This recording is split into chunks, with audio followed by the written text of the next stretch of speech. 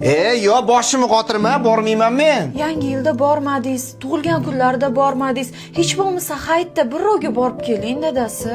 Nimaga tushunmaysan? Sening uying menga begona bo'lsa, ota-onang oldida inan ustida o'tirgandek bo'laman. Vobshe noqulay. 20 minutgina o'tirasiz, bo'ldi, keyin ketaverasiz. Bo'ldi. Kallani qotirma, 1 minutga ham bormayman. Gap tamom, vassalom.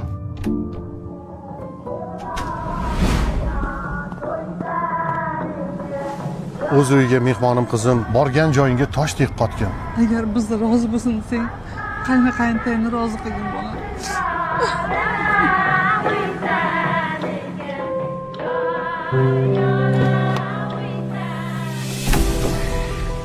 Voy, hali ham tayyor bo'lmadingmi? Qayerga boramiz? Nima lattalanadi? Bu ota-onang ko'rgani boramiz, bo'l. Xo'p. Aytgancha, qancha undasam ham bormayman deb, qanday birdan boradigan bo'lib qoldingiz?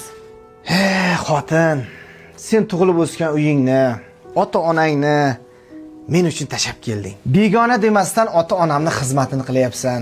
Sen meni deb butun umr begona uyda yashashga rozi bo'lganingda, men seni deb 20 minut ota-onangni xursand qilib kelmasam, noto'g'ri bo'ladi deb o'yladim. Parizga shukr.